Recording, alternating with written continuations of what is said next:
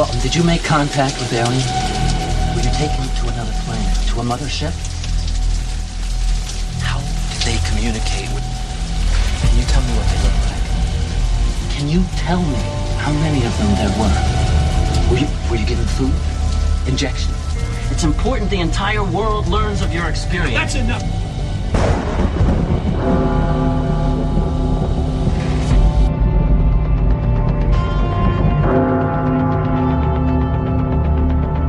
Teachers are alive.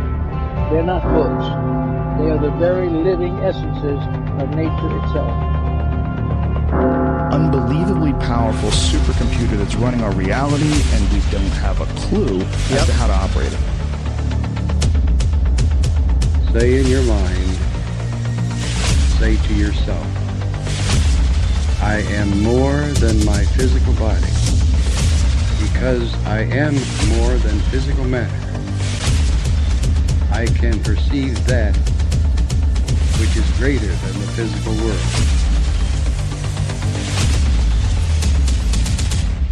For the seeker.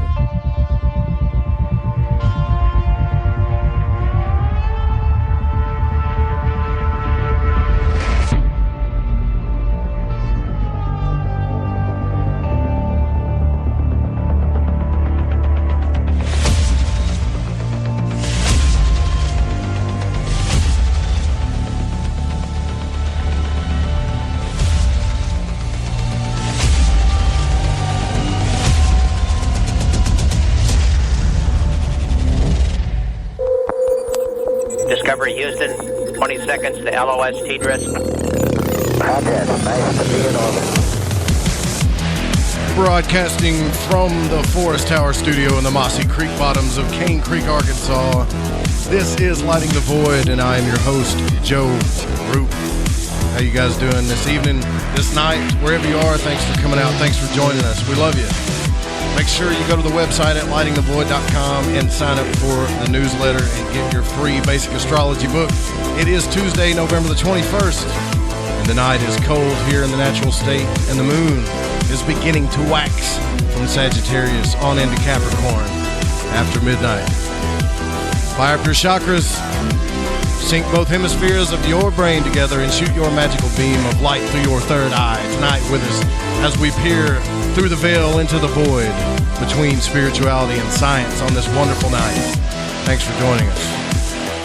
All right, now tonight we're going to be talking about strange events at Board Camp Crystal Mine in Mena, Arkansas. Cheryl and Orville Murphy joins us to discuss what the Travel Channel and MUFON have been saying is a real case of unexplained phenomena, from levitating crystals to orbs and even beams of light descending from the sky. Get your mind locked and loaded for this one, folks, because this is happening. 3, 4, 5. Now, this is a live show broadcasting on the Fringe.fm every Tuesday and Wednesday night at 7 p.m. Pacific.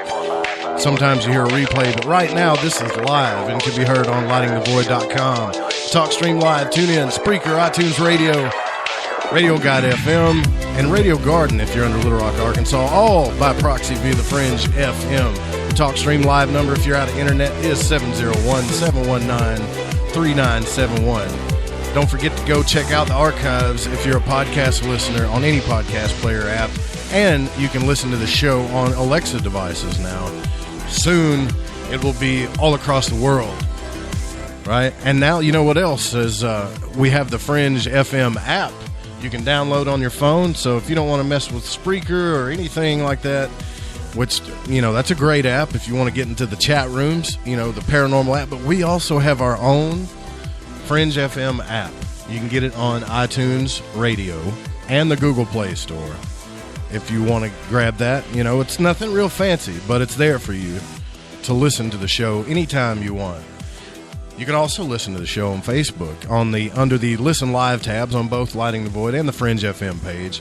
And tonight's call-in number is 501-777-5631. As usual, welcome, folks. I'm glad to have you. Thank you for all your support on Facebook. Thank you, guys. for coming last week. I want to give Xavier Hayes and Marty Leeds a big thank you for coming out to the show. Those were great shows. If you didn't catch them, go back and listen to them. They were great. And we also want to thank our sponsors, or sponsor, really, Ancient Life Oil. So right now, we're really pushing for this because, and I'll tell you the reason why. We don't want the pharmaceutical companies, before they get their grubby little hands on this, I guess, market, you would say, for CBD oil. You need to go to ancientlifeoil.com and get you a bottle and do it pretty quick, because this is probably some of the best and purest stuff you can get. And, as I was stating before, I don't get really sick. I'm not saying that the stuff is doing it, but if you haven't done your research on this stuff, I'm begging you, please, do me a favor. If you ever wanted to do Joe Roop a favor, go and research the CBD oil. Go to ancientlifeoil.com. You do your research, you will get a bottle. And at the bottom of the form, tell them Joe Roop sent you. There's a little thing down there where you can fill out Joe Roop sent you, and you will be supporting the Fringe FM tremendously, as well as your donations. They do that too. But, we really love our sponsors. They help us out. And that's what this thing's all about. Now, I've got a video I'm about to release. I can show you the studio we're building with all this, so-called riches we're making from sponsorship. But there is a video I can show, I'm going to put out of the studio, of just how we're getting things going out here. And sooner or later, we're going to have a big shortwave antenna. Now, I wanted to give you guys a special surprise because I see you guys in the Spreaker chat. If you want to chat with us, come on over to Spreaker. That's probably the best place to do it, where you can find all the cool kids. We got David, Jeff, Rose, Ramon in there. I'm sure some more people are going to fall in. Catalina. I'm hoping Dan comes out. But the surprise that I brought you tonight, I didn't announce who's in the shack with me tonight. Who is in the shack with me tonight? Announce yourself, brother. What's up, everybody? That's Rusty Pate, back in the shack with us tonight. Now, you met Orville and Cheryl with us when we went to the Arkansas Paranormal Expo. Yeah, sure did, brother. Cool people, man. Cool people. They show you that video, and you'll be a believer of it, too.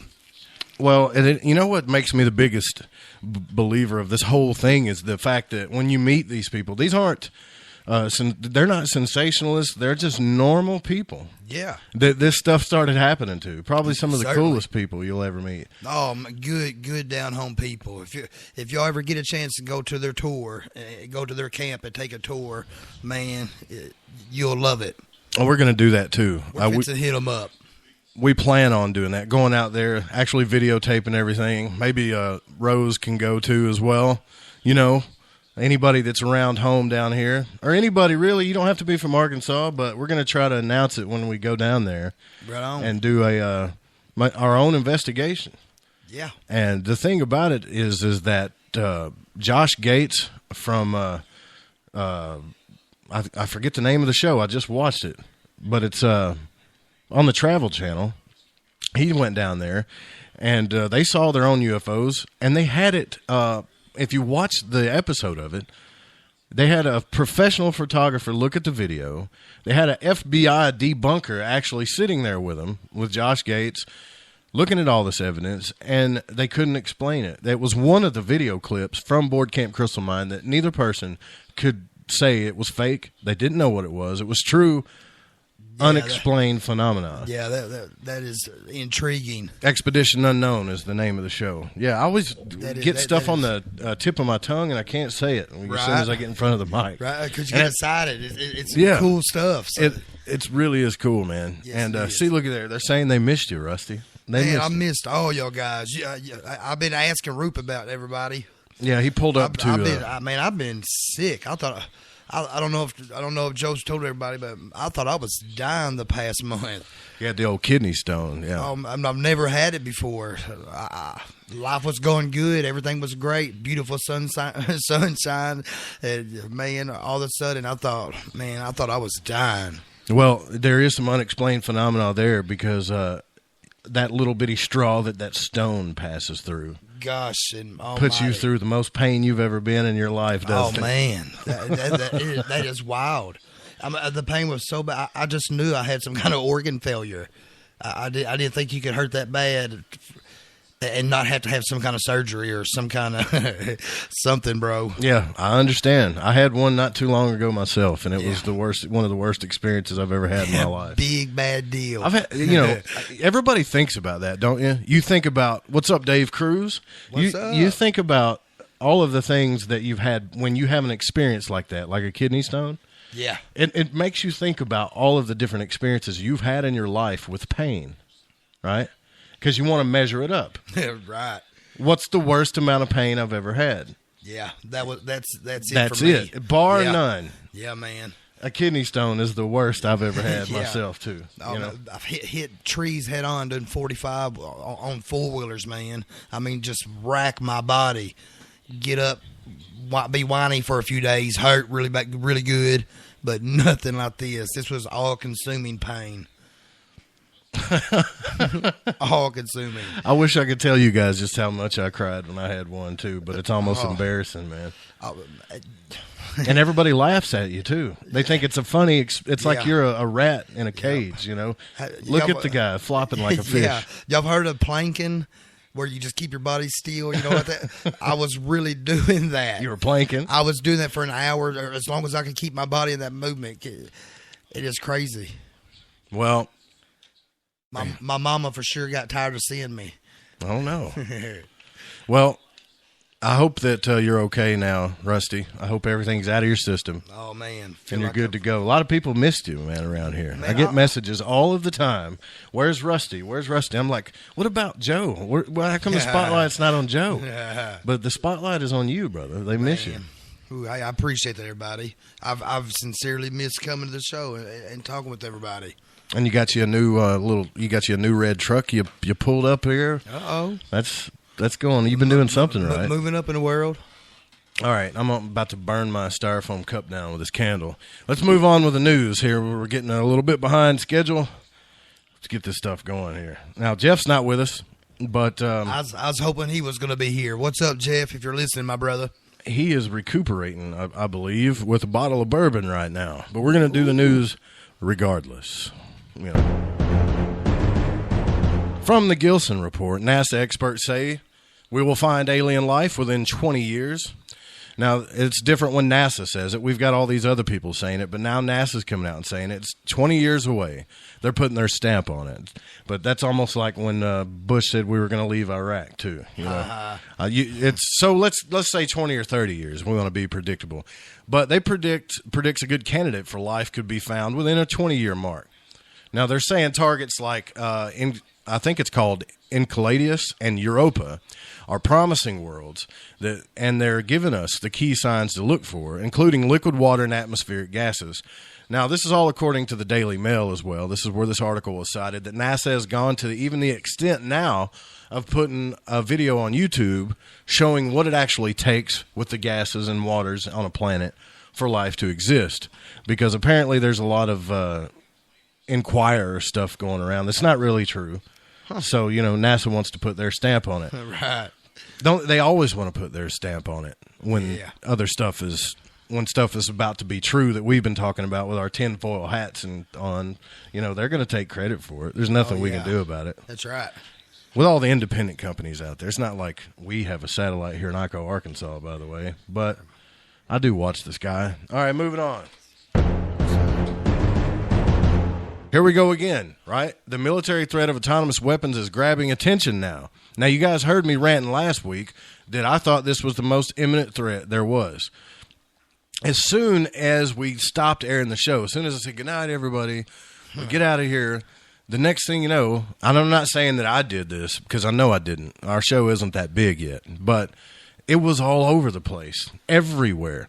I even heard it on Arc Midnight on Saturday night. Jeremy and Dave talked about it Sunday night, but Jeremy's been talking about it for a while, too. So apparently I thought it wasn't a big deal to people, and it was just me rambling on about how I think it's a big threat. But after hearing, John B. Wells discuss it and other people discussing it, it's all over the web. I'm glad this is being taken seriously. Now, I still believe, though, the use of autonomous AI weapons is actually our largest and immediate threat to our society. So, it's good to see, I guess, to say the ball is rolling, and we're raising a little bit larger stink about this subject than I thought. So for all of our listeners that have been participating and sharing this news across the web, I want to say, thanks. Thanks for participating. Thanks for getting out there and sharing this stuff, because it doesn't matter who's doing the story. What matters is that we stop it before it happens. Yeah. Another thing that Dave Cruz actually reported, and we dropped this on the website at Lighting the Void, is you guys know those fire sticks, right? Now, we're going to talk on an intimate level here because we all know what I'm talking about. You get those fire sticks, or what are these other things called? Caboodles, cadolers, or whatever they are in the UK. Genies. Right. And you get any channel you want. Mm-hmm. You got to have it burned, or what they call burned. You get it jailbroken or whatever, and you get any channel you want. Dude, they advertise them online, on Facebook, on all the shops there. Yeah, they're not hard to get. Yeah. Back in the day, we had the boxes. You remember the cable boxes where you could get illegal cable? With the football cards, had like footballs on the card. Yeah. Yep. And you thought you were this big, giant rebel. Uh-oh. Yes, sir. But now you can buy a fire stick or something, get it broken. What does it cost nowadays? It's like $40 for the. It's around pretty $40 for the fire stick, and then usually about $50 for folks to, whatever they do to it, burn it, I guess. Man, and speaking old school. You get any channel you want. Yeah, I mean, gangs and stuff. And believe it or not, it's actually a great deal. I'm sure it is. It's a really good value. You get any channel you want. Yeah. Well, it's also like a $200,000 fine or something like that, I think, if they want to push it. In the UK, apparently, they're cracking down on this. Right.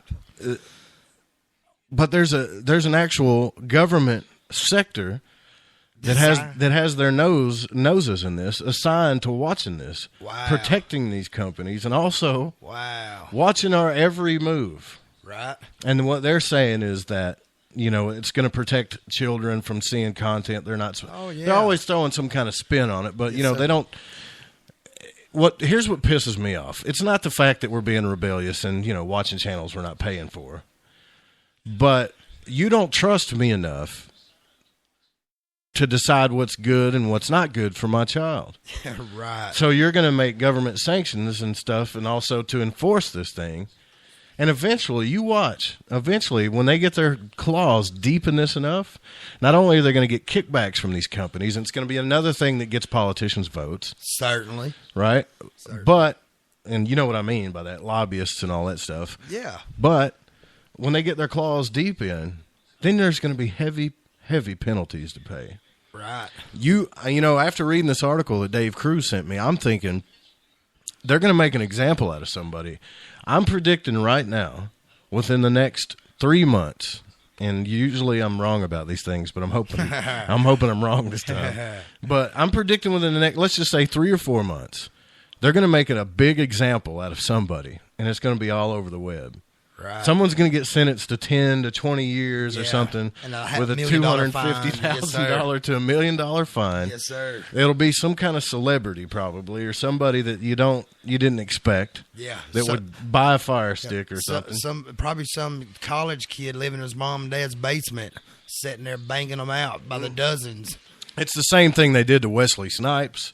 You know how many people were cheating on their taxes, but they made an example out of him. Yeah, they got him. they got the dude. So what I'm saying is look into that, watch it, and pay attention to that, because the government's got their claws in. But we are fighting the artificial intelligence, autonomous weapons threat. I'm so proud of everybody, man, for actually getting involved with that. Well, remember a couple months ago we were talking about the AIs teaching them combat skills, but it wasn't for combat. Yeah, that's what you remember that? Look at that. And speaking of which, Gigi is in the house. What's up? So Gigi's in the house with us. That's cool. All right, we're gonna go into into our first intermission here, and this is gonna be a cool night, guys. Trust me on this. When we come back, Orville and Cheryl Murphy from Board Camp Crystal Mines. Strange events. Really strange events. Stick around. We'll be right back.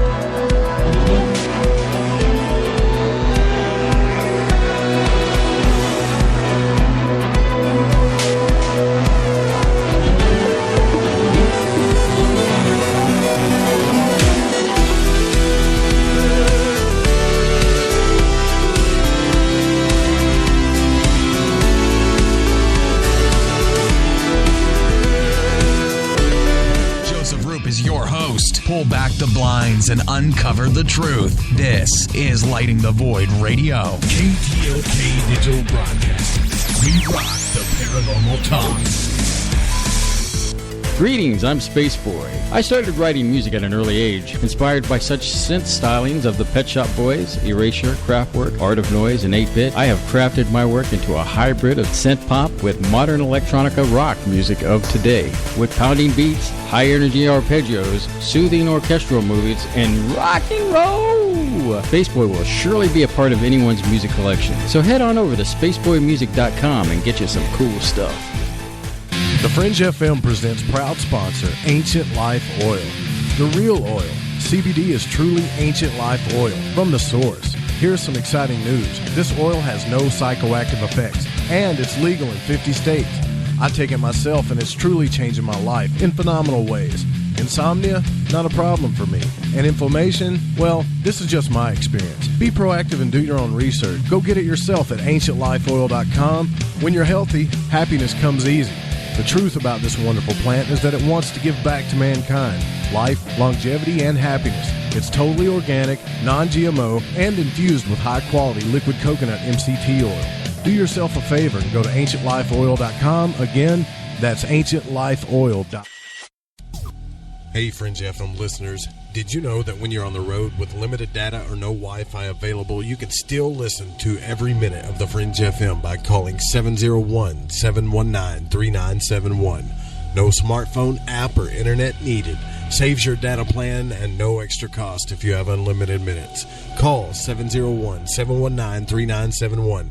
That's 701-719-3971. Listen to the Fringe FM on any phone, anytime, anywhere. You're listening to Lighting the Void Radio with Joseph Roop. Stay up to date right now, lightingthevoid.com. Hi, this is Ryan Gable, host of the Secret Teachings radio show. If you are interested in ancient knowledge and hidden mysteries, as well as a unique and balanced perspective on conspiracies, symbols, and the occult, then join me every Saturday, Sunday, and Wednesday at 1 p.m. Pacific Standard Time, 4 p.m. Eastern, right here on The Fringe. Come own the night with us. Hi there, this is Dave Scott, host of Spaced Out Radio. Every Monday through Friday, right here on KTLK, The Fringe FM, I'm going to lead you down a path of mystery, intrigue, and suspense. So whether you've seen a UFO, had a run-in with Bigfoot or Dogman, or had ghosts running around your house, this is the place to be. Spaced Out Radio, right here on KTLK. This is Lighting the Void Radio with your host, Joseph Roop. It's the show about truth-seeking and freeing the spirit, shattering your limited beliefs, revealing hidden truths, and much, much more.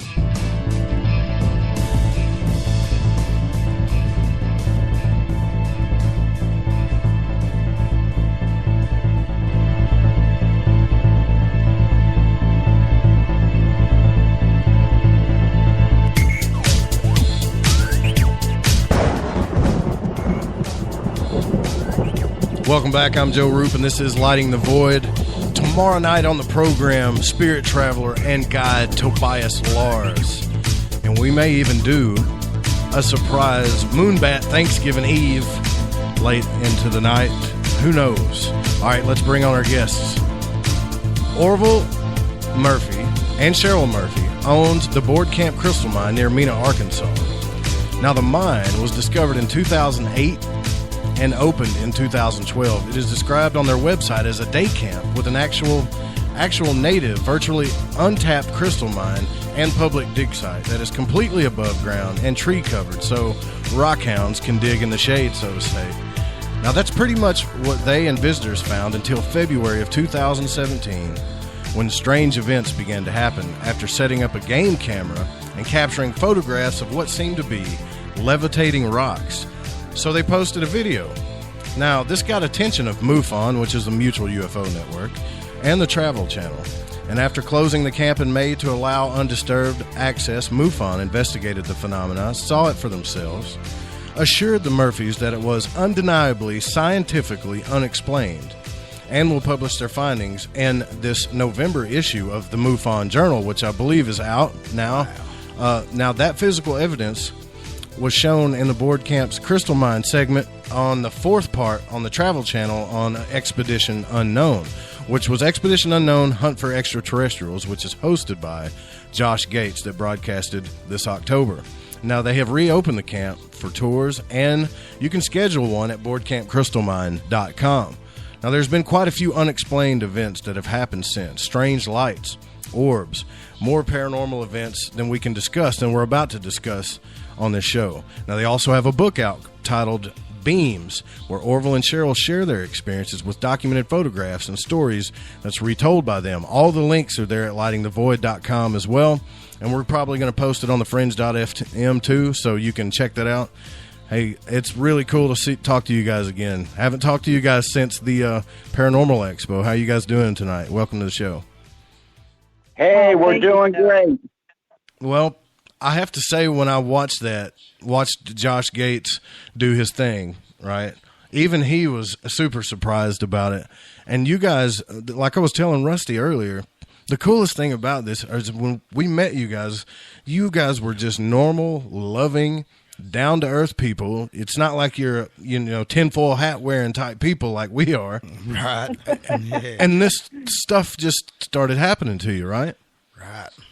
Yes. And I mean, we always enjoyed sci-fi on TV, and in February of this year, it all changed. We had our first experience and asked MUFON to get involved, and it's been crazy, wild ride. I mean, it's exciting on one hand, but it's a total head scratcher. Yeah. And like you said, we're just normal people. This just happened to us, We, after all this time, we still don't have any answers, and we'd like to get some answers if we can. Right. So what have you, now that they're even saying that you're having some people say, which my sources have told me this too, that there might even be the old Sasquatch romping around there. Well, I ain't had a chance to see them or anything yet, but there were people out here who said they saw signs, and we do back up to the National Forest. Right. Yeah. I don't know if I can reveal who I talked to about, but when I told them this, I said, look, we talked to these people at the Paranormal Expo. They're really nice, great people, but they've captured video of levitating rocks. People were saying rocks were falling out of the sky. There's video of orbs and, down there. And the first thing that they said was, and I really trust this person, the first thing they said was, it sounds to me like there's Bigfoot around there. And now they're finding what I guess broke over tree branches and stuff that they're saying that Bigfoots usually do. That's kind of crazy. Wow. Well, a broke over tree branch is one thing, but when you got two trees that are like 14, 16 feet apart and they're braided together at the top, and that leaves a big arch. Oh, that's I can't explain that, and I mean it's well beyond human reach. Right, man. That sounds wicked. Well, how do you guys not? I mean, Cheryl, how do you guys not out there I would be out there every night, till the crack of dawn, trying to find something new. Yeah. I mean, do you guys get any sleep around there? Well, we do, because eventually you have to, but every time we do go out, it's very exciting, and we either go out, with people that come to our tours, or maybe with friends, to take them out, because the main thing for us, and we really decided this from the very beginning, is this information needs to be shared with the world. And I mean, obviously we have a business and we have to earn money, it's our livelihood, but, we decided to open up for these tours because we want people to come and check it out. And if the phenomena happens while they're there, that's awesome. And it has for many people that have come. And, sometimes not everything is visible, but that energy field that's up there, I mean, it's actually it's just throughout the whole property, and people can feel it. That's what is mind blowing too, is they can feel what's going on.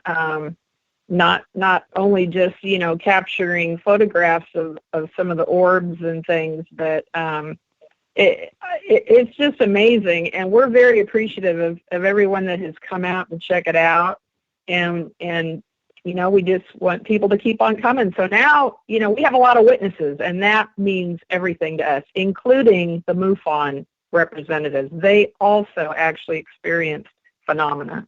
Right.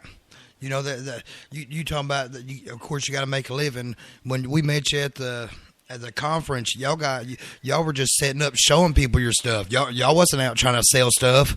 You were showing people what you had. If they believed it, you was cool. You was good with it. If they didn't believe it, I wish I would have cool brought a bunch of stuff for sale when we went. Y'all wasn't up there. Yeah, you wasn't up there just pushing it.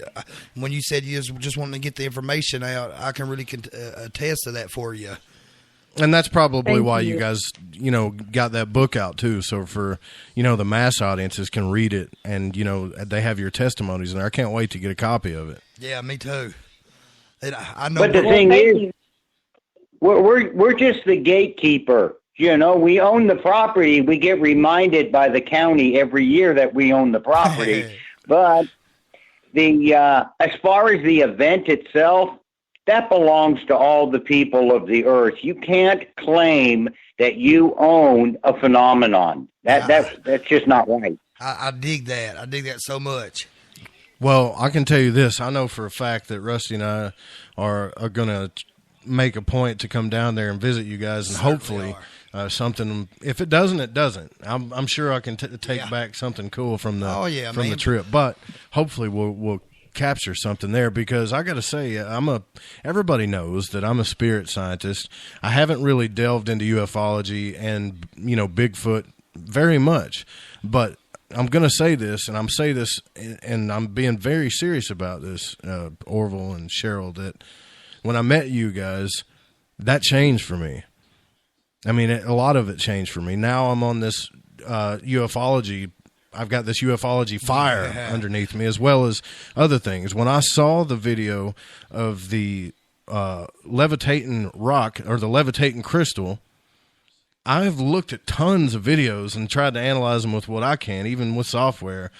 That really happened, and it's one of the freakiest things I've ever seen in my entire life. Yeah, definitely. If anybody out there listening hasn't seen it, you'll definitely got to go check it out. Definitely got to check it out. Yeah, and the links there on our website, and maybe y'all just posted them on Lighting the Void. I think you mentioned that, and we appreciate you doing that, because we want people to see this. And if they can make it out on one of our tours, maybe they'll see it for themselves. I mean, obviously we cannot conjure this stuff up. We have no control over it, but it is continuing to happen, and we don't know why. But like Orville said, we feel at this point that we were given this responsibility because, we are guardian type people. We try to do the right thing. We try to, right now, even with our book, we decided to put the book together because we have a lot of photographs. We try to document what's going on. And the book actually only covers up to what happened till April. By this spring, we hope to get the next part of our book 2 out, because there's so much more that's happened even since then. But book 1, the one that's out right now, it tells how it all got started and what happened up till about April 1st. And that'll blow your mind. And we got pictures. That's the thing, is like 2/3 of the pages are photographs of our evidence. Well, I hope you don't take it the wrong way when I say you guys are, just normal people, because, Orville's, got military background. He's a man's man, he's always out working, doing something. And you're one of the sweetest women I've ever met. It reminds me of a home type feeling, Yeah. So I hope you don't take it the wrong way when I say that. I'm just trying to get the point across that you're not extremists. This stuff just started happening to you, You're not out here just trying to push something to sell it. You're actually trying to get information out. We really are. What I think the neatest. Here's what I think is the neatest stuff that's happening out here is when the people themselves come out and start sharing their stories, and then they'll email us or they'll call us back up and tell us they received a message or they had a healing and all this other stuff that goes on, the interaction with the people. To me, that's more amazing than the event itself.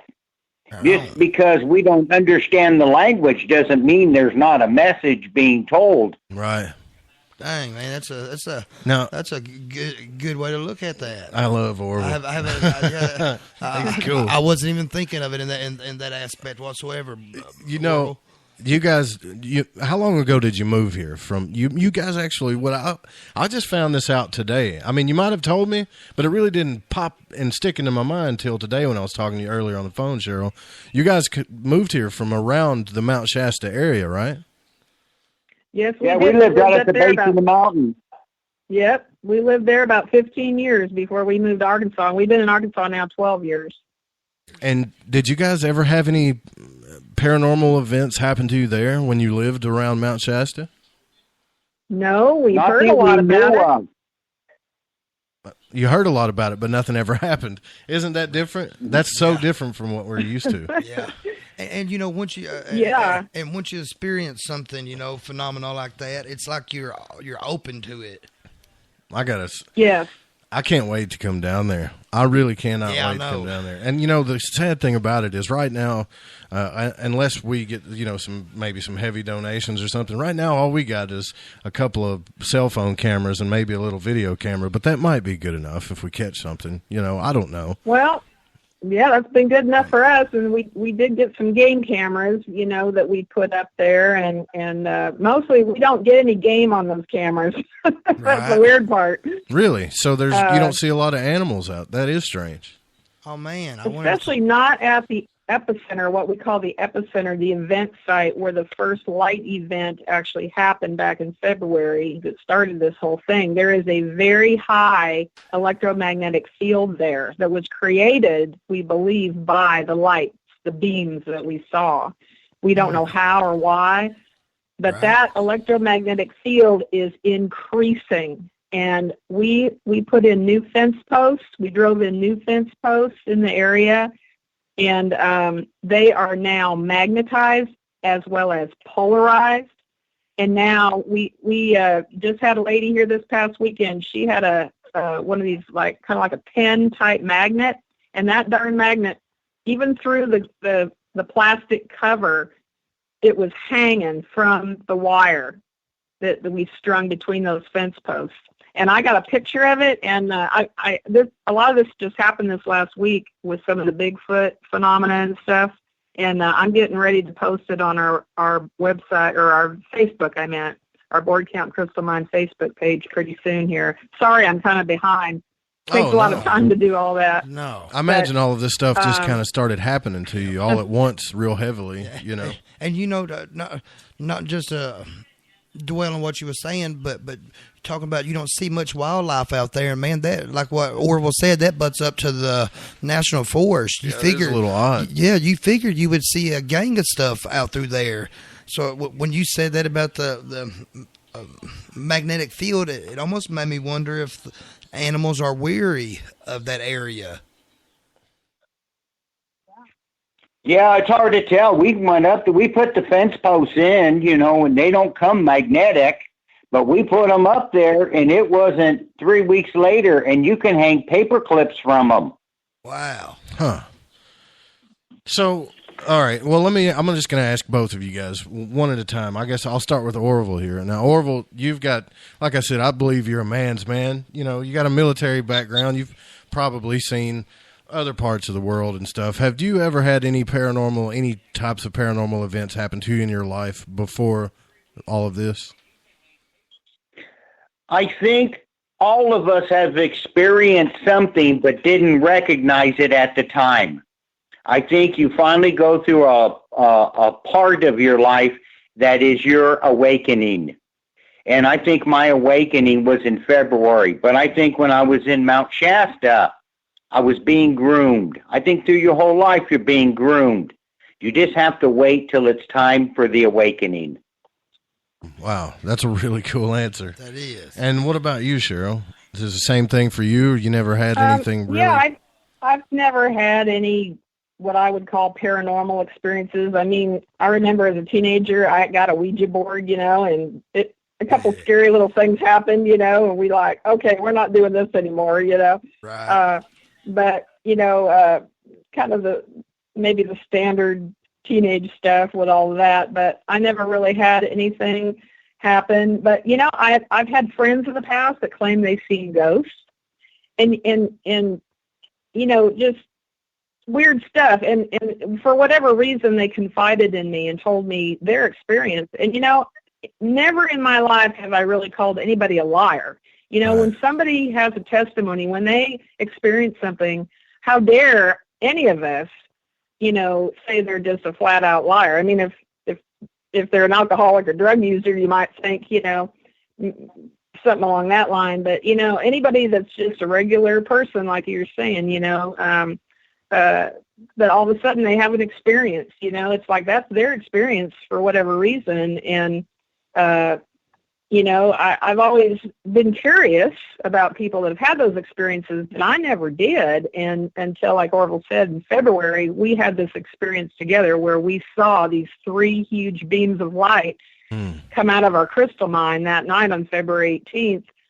And they lasted about 10 seconds, and we were awestruck. They shot up to like 300 feet in the air, and we were like blown away, just like, what the heck? And like the first response is, what the heck's happening? Who's out there in our crystal mine that's shooting up 3 great big spotlights into the sky?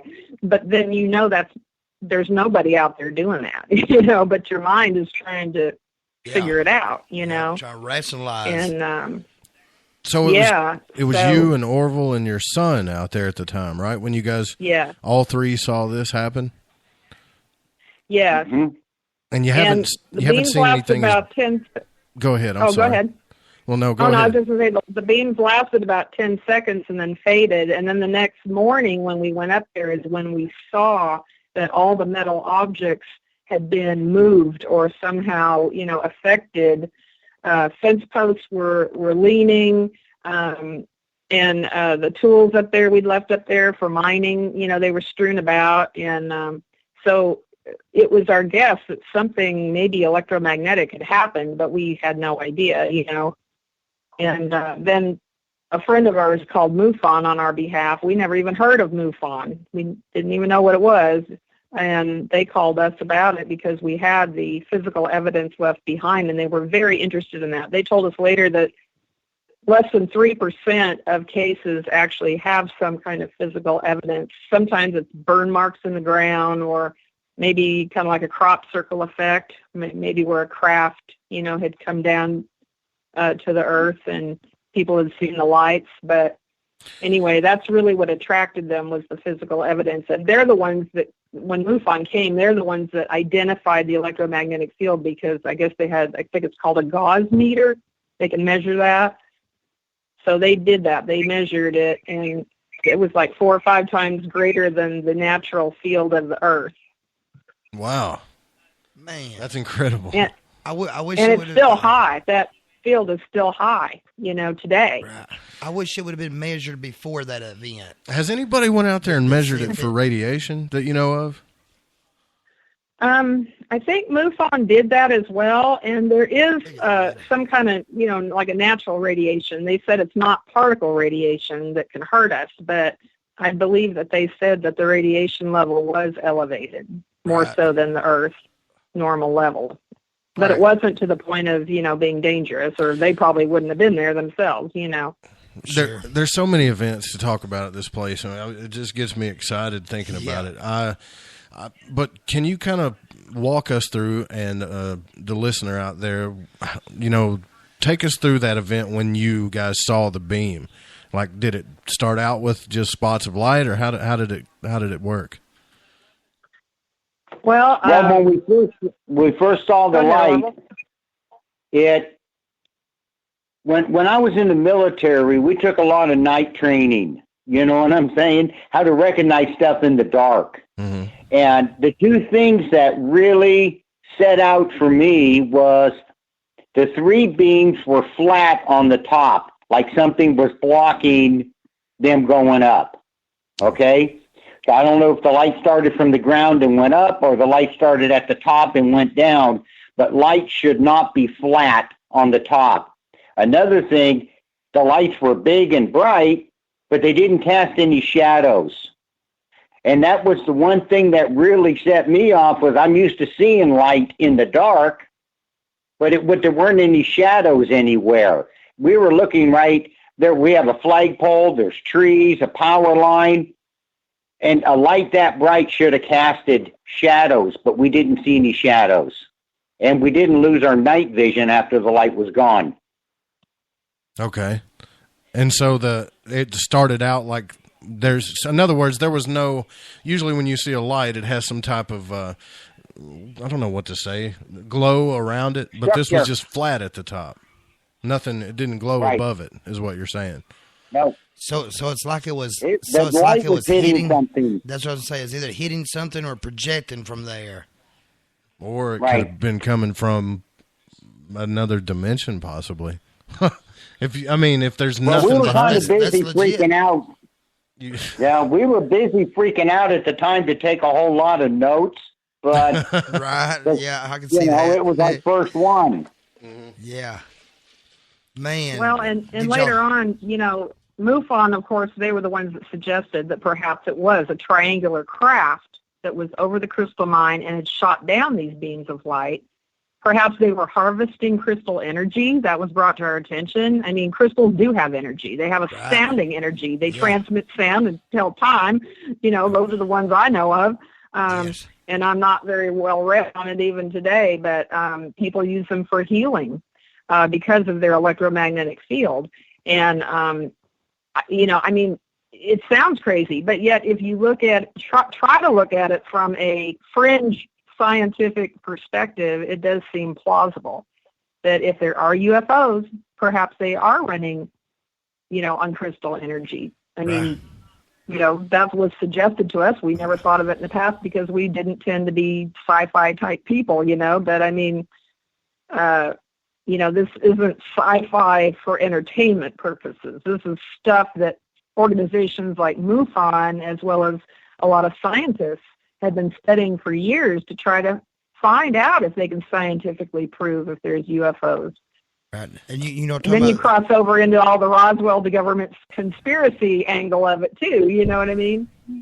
Certainly. Another thing that shocked me was not just the levitating crystal, which I could watch that video all day long.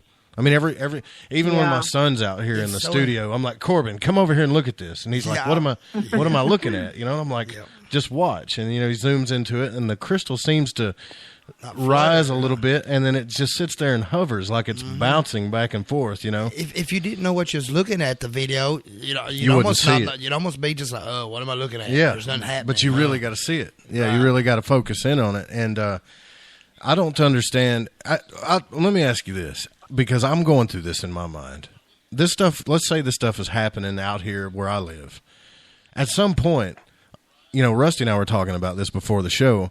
You always tell yourself that it's in your mind, or you're always trying to, I guess, second guess or debunk what's going on instead of just accepting that something's going on.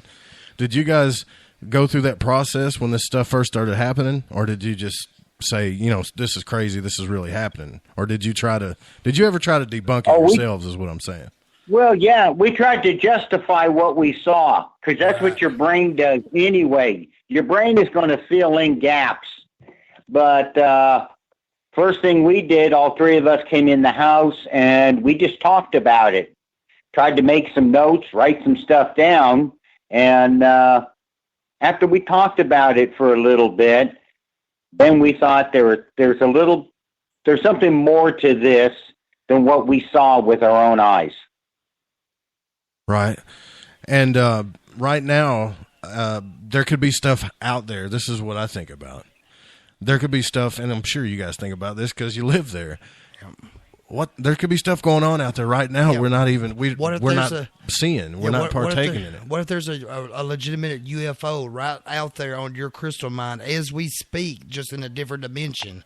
And so what you're seeing is actually just traces of it from one dimension to the next. We're going down the what if trail here, Cheryl. But that's a legitimate what if. Right. Yes, it is. Yes, it really is. And that has been suggested to us from different people. I mean, like I said, we never really delved into this or studied it or anything, just watched sci-fi on TV, you know, and that's it. And so since this has happened, you know, talking to the MUFON people and then more people that come and share with us, which we're deeply appreciative. You know, we want to hear everyone's perspective because we would love to have answers what's going on here. Yes, you know, we appreciate everyone's perspective. As crazy as it sounds, so to speak. You know, I'm not using that word crazy loosely anymore. You know, it's like it's not what we understand right now as far as current science, but it eventually could be. You know, if it's a true scientific discovery that's yet to be made. You know, and to that extent, this is very exciting. I mean, we do watch the Science Channel, and in the last few years, scientists on the Science Channel are talking about multiple universes and other dimensions. They never talked about that before. No, you know? They would just throw 10, it 20 to the years side, ago, that was all sci-fi back then, 10, 20 years ago. That was all Star Trek, you know? And now they're seriously... Yeah, so scientists are seriously looking into this stuff, like other dimensions and possible portals and time travel. And I just read something, I think it was called on Wikipedia, like fast light or something. It's faster than the speed of light. And they really believe now that there are certain particles that are traveling faster than the speed of light through the universe. And so, you know, all of this about portals opening, and maybe there are entities such as alien creatures, Bigfoot, spirits, who knows, you know, but maybe they are able to travel into our physical dimension here on Earth, and maybe that's why there's no trace of them. You know, we experience a little bit of it when the portal opens or whatever, you know, and then they leave, and, you know, that's why we don't have necessarily any physical evidence left behind. The electromagnetic field on our property, that's like, you know, that's some physical evidence or the effect of whatever happened. You know what I mean? That effect was left behind. And the orbs that we see, these little balls of light, which are in different colors, you know, we got that little video on our YouTube too, because we've taken a whole lot of pictures and videos of orbs on our cell phones at this point, and so have our guests that have come on our tours. They have seen them too, and gotten some footage or pictures, you know. And so yeah, you guys anyway, even showed us how some cell phones can pick up, I guess, what was it, infrared, which I didn't even know that. Yeah.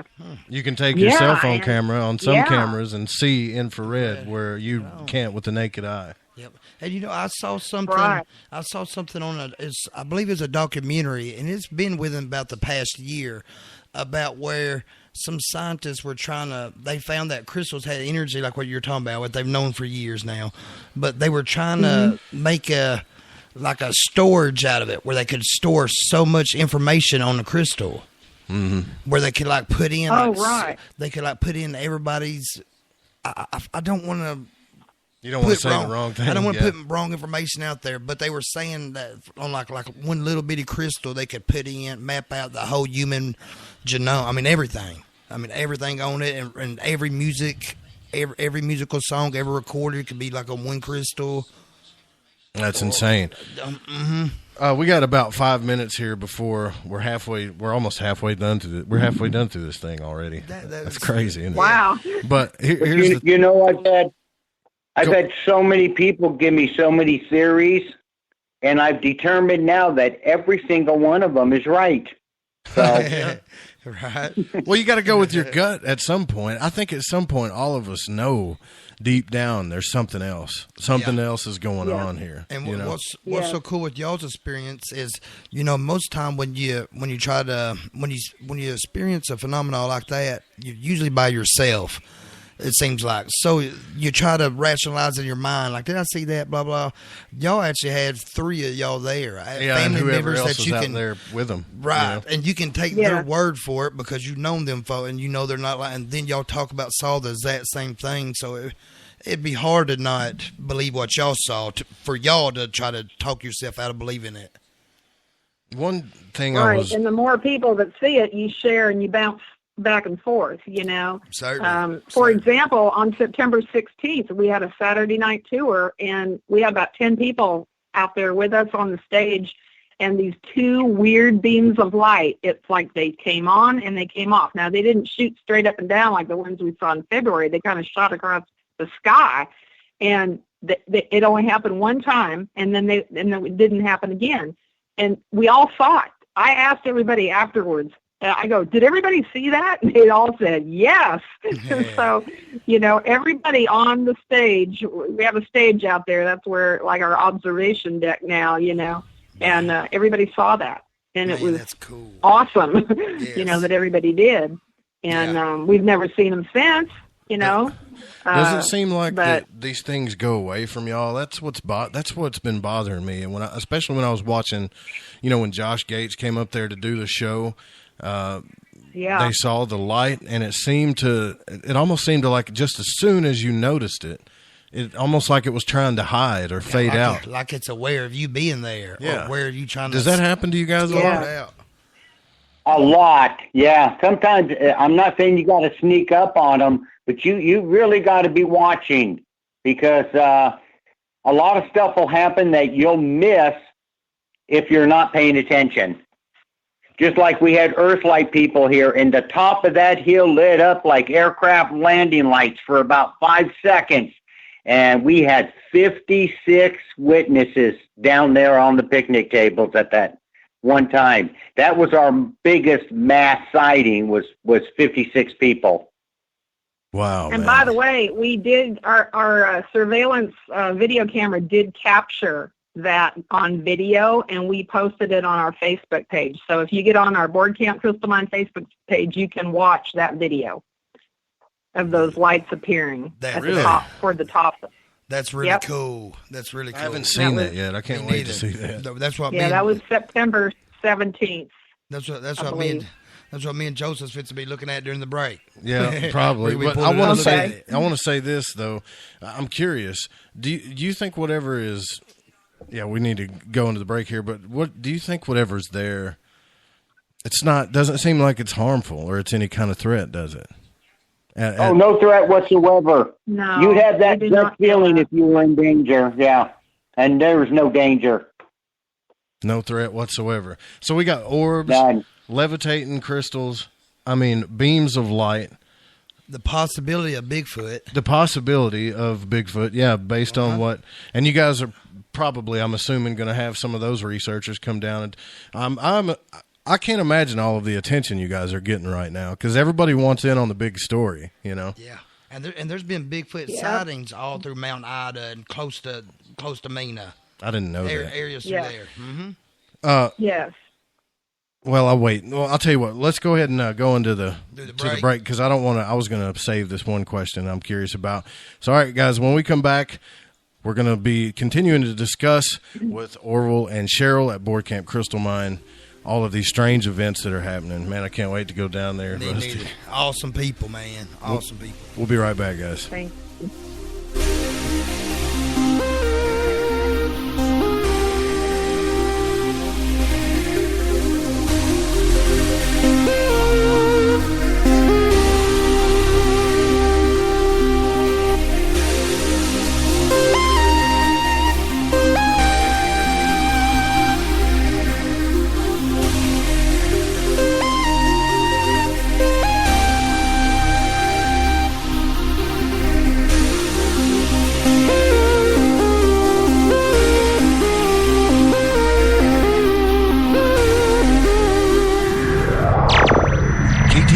Digital Broadcasting, The Friends.FM, Napa Valley, California, Little Rock, Arkansas. Hey, Fringe FM listeners. Did you know that when you're on the road with limited data or no Wi-Fi available, you can still listen to every minute of the Fringe FM by calling 701-719-3971. No smartphone, app, or internet needed. Saves your data plan and no extra cost if you have unlimited minutes. Call 701-719-3971. That's 701-719-3971. Listen to the Fringe FM on any phone, anytime, anywhere.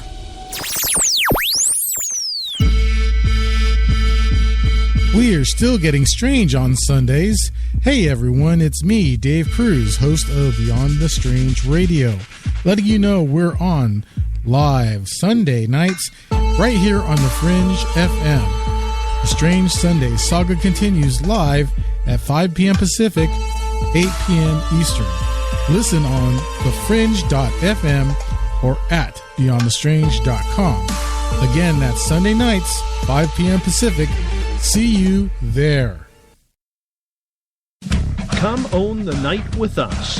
Hi there, this is Dave Scott, host of Spaced Out Radio. Every Monday through Friday, right here on KTLK, the Fringe FM, I'm going to lead you down a path of mystery, intrigue, and suspense. So whether you've seen a UFO, had a run-in with Bigfoot or Dogman, or had ghosts running around your house, this is the place to be. Spaced Out Radio, right here on KTLK. Paranormal. Somewhere between abnormal and paranormal. The U.S. military holds the ability to time travel. Jeremy Scott asks the questions that we're all dying to know. Wow, that's a remarkable question. Watch your step. Hide under your blankets. The show that is going to make you think. Prepare yourself for what you're about to hear. This transmission is coming to you. You're riding into the paranormal. Live Saturday nights at 6 Pacific, 9 Eastern on KTLK, The Fringe. Do you find yourself bored and longing to learn more about the mysteries and conspiracies behind our reality? Specifically, every Friday night from 7 to 9 Pacific? What a coincidence, because that's exactly when me, Gigi, and my lovely co-host Cortana kicked over the airwaves with just the right amount of intellectual stimulation to give you that eargasm of conversational excellence that you deserve. So be sure to check out our show, Shift Happens, every Friday night from 7 to 9 Pacific, that's 9 to 11 Central. And let's shake some talk radio tail feather, shall we? Right here on KTLK, The Fringe FM.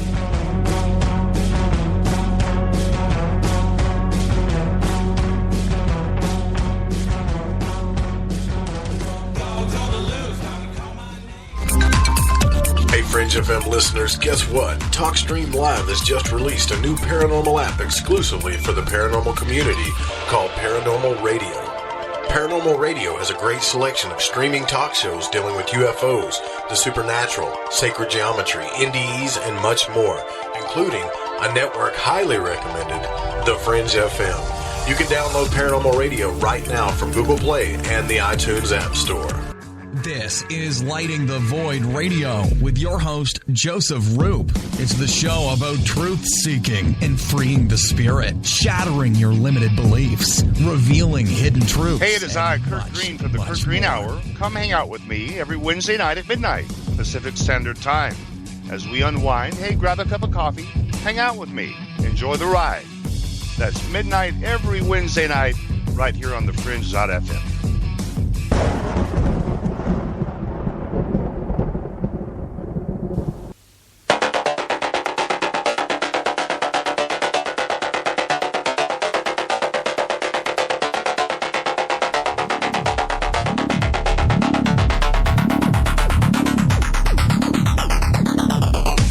All right, welcome back. This is Lighting the Void, live on the Fringe.fm. I'm your host, Joe Roop, here with Rusty Pate in the shack with us, and we're speaking to Orville and Cheryl Cheryl Murphy from the Board Camp Crystal Mine. And Cheryl had to step out just for a little bit to take care of a few things, but we still got Orville here with us. Maybe she'll come back, maybe she won't, but I can promise you it's still going to be cool because they both experience all the same stuff. Now, we were asking Orville about his military experience during the break, and he said, yeah, well, it's what I had to do, basically, is what he's telling us. The judge sent my cousin to the military, too, and it was the best thing that ever happened for him. And the reason why I bring this up is because we're so used to people like us, man. We're used to, and I can't stress this enough, people like us that, we're so into this stuff, we just want things to happen. And I got to say, man, Orville, I'm going to tell you this, to be honest with you, I'm jealous. I'm a little bit jealous of you, man. Right, me too. I wish this stuff was happening around where I live the way it's happening to you guys. And the question I was waiting in before the break was, by the way, don't forget you can call in the show's 501-777-5631 if you want to call into the show. And don't forget to go grab your bottle of Ancient Life oil. Go grab that while you can, and tell them Joe Roop sent you. But Orville, do you guys ever get like pushback from people around there? I mean, and maybe this is kind of a pushy question, but I'm curious. Do people treat y'all different around the Ozark area because this stuff is happening? Do they say that you're crazy, or do they go out there and experience it themselves? Well, some come out and experience it themselves, but there are people out there that I'm just going to come out and call them a vampire. They just take the life out of stuff, you know? And I've never experienced those kind of people before, but they kind of come out of the woodwork. We're working on a book right now called How to Survive a Sighting, you know, because, I mean, we've had threats, and people are going, you know, you messed me out of a book deal, and I could have done this, and you're doing it wrong, and you're not charging near enough money. And I'm going, are you for real? They're saying that you're not charging near enough money. That's incredible. Right. They said, you know, you could, people are getting healings up here, and people are getting visions, and people are getting messages. You could charge hundreds of dollars. You're charging $25 to spend the afternoon up at the event site. And I'm going, yeah, that's about right. $25. And, right. So we're not here to hurt anybody. You know, and we're not here to capitalize on something that really technically doesn't belong to us. It belongs to you guys, and it belongs to the listeners. It belongs to all people. Yep. And nowadays you can't do anything for a day for $25. Not out a tour like that. No. You know, not really. And it just, that bothers me to even hear that. You know, because a lot of us, we take the ufology and all of this paranormal stuff, we take it seriously because everybody's wanting to find answers, and just to know that there's people out there that can't wait to get their grubby little hands on somebody's wallet as fast as they can. Yes. Even if it's, you know, down on y'all's property. It's like, well, we can capitalize off what's happening to you and then get mad at you about it. That's just crazy to me, man. Yeah. You know? Oh, well, you know what? I figure they're the ones with a problem because they wake up every day in a dilemma. We don't. Right. That's right. You're so right, man. Yep. And Catalina put something in the face. One of our listeners put something in the chat. She wrote $25 is still a price for poor folks to pay. Yep. Well, we're all pretty much poor folks, though. Right on. There you go. Right on. And that's absolutely right. You got you know, these orbs, I did watch a video, I think it was you capturing an orb, and it did seem like that as you filmed it and tried to move towards it, that this thing would move away from you. You know? It's almost like it was, like it knew you was watching it, and it would move away or try to fade out, you know? And it seemed like you were just having to sneak up on it. Isn't that crazy? Yeah, I think what's happening, now this is just my opinion. This is not based on facts. This is me walking in the woods at night with a cell phone. You know, that is not technical knowledge. Right. But one thing I've realized is I think that we disrupt the field. Our being, our energy, our thought path, whatever it is. I think if we were to stand back out of the way and watch, we would see a pretty good show. But when we try to get up on the stage, we're disrupting the actors. I think that when we hear rocks thumping on the ground, whatever energy was causing them to levitate, we disrupted that energy. When the orb is floating through the air, we get in the way. We're disrupting the energy. So that's why, you know, we sit on the stage and then we walk up to the top of the hill at night, you know, with a guest, and I don't think we're hurting them by disrupting the energy, but that's just part of the interaction, you know. Yeah, you could be right. You know, I'm just wondering what I'm wondering what the agenda is. That's what I'm wondering. Yeah, why they're there. Why? What? There's so many things going through my mind. Is it ETs? Is it Bigfoot? Is it someone harvesting the energy? I mean, even the crystal itself, you picked up that rock, the one that was levitating, Rusty, right? Mm-hmm. You can't make this thing levitate with a string, with a stick, or whatever you've got conjured up in your head to try to debunk this thing. Yeah. This sucker was levitating, and it's a heavy, gigantic quartz-like crystal, you know. Yeah. But I gotta tell you, Orville, I'm such a curious-natured person that I might be one of those people that would disrupt the energy. So I hope if we come down there that I don't disrupt it too much. I probably would lay there and just watch the rocks just to see what happens. I mean, this stuff doesn't happen every single day, right? No, but there are times where we've been out there for a week straight and something happened every night. And then sometimes you go for 4 or 5 days or 6 days and nothing happened.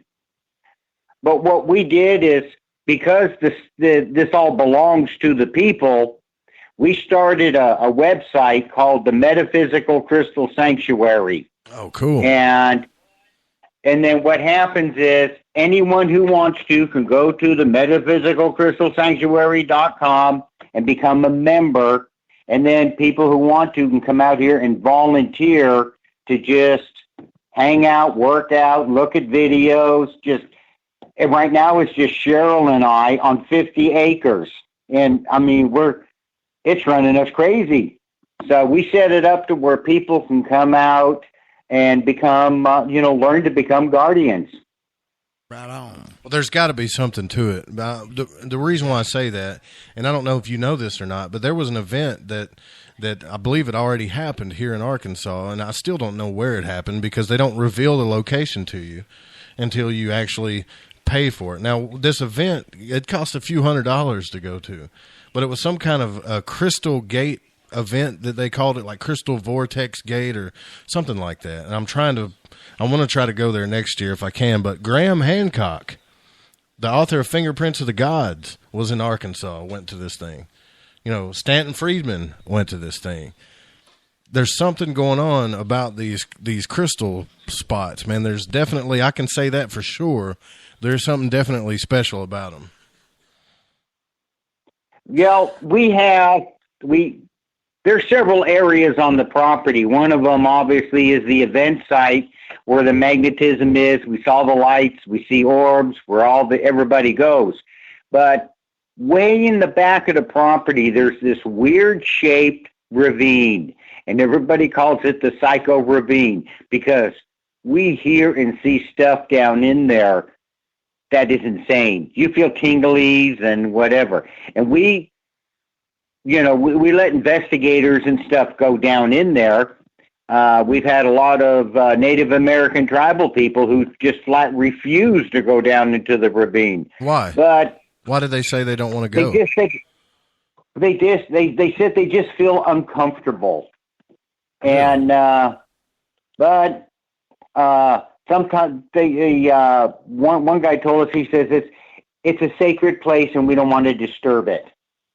So, but we've seen lots of lights and orbs. I've had one of the customers ask about going into the ravine, and I go, well, that's kind of not a toy, So if it is a sacred, holy place, we want to try to keep it that. You know what I'm saying? Sure. We don't want to. We don't want to just exploit everything. So, but you walk up at night and go stand down. You don't have to go down in the ravine. Just stand next to it. And it's just the stuff we've seen out here and heard and the noises and, it's just strange. I'm to the point where I tell people in January I was a skeptic. February I was amazed. And by March I was a believer. Okay? And at this point, a unicorn could go walking by with a leprechaun on his back carrying a monkey, and I wouldn't give it no second thought. Okay? It'd just be another event that happened, huh? Just another day at board camp, you know? I just wave and say, have a nice day. Well, this has got to be, this has got to be life-changing for you guys, though. I mean, I would think it would be. You're a part of something pretty special. And like I was saying to Rusty, it's really cool that it's close to home. I give it no other second thought about it being close to home because it could happen anywhere. But, you know, MUFON has several reports of things happening. I mean, there's been several reports, things that have happened from the Ozark Mountain area. Do you think that there's something special about just that entire area, like the Ozarks itself, or is it more focused to where you guys are at? Well, we're right in the heart of the Big Crystal Vein. You know, it goes from Tallahassee all the way up past Mount Ida, close to Hot Springs. And everybody knows how the vein, where it is, and you know how it's laid out going through the Ouachitas, which run east and west, not north and south. And when you have the old AM radios had just a single wire, you know, metal rod sticking up out of the top, which is called a full wave antenna. But remember the old radios, the old FMs we used to get, and then you'd have to get two push pins and stick the antenna to the wall, the wire, and it was T-shaped. And it would pick up, that's a half-wave antenna. And it's the same distance to Hot Springs as it is to Tallahassee from where we're at. So we're in the center of the antenna. I don't know if that makes a difference, but I'm to the point that I don't believe in coincidences anymore. If we are in the center of the antenna, we're picking up a lot of energy from both sides. Right.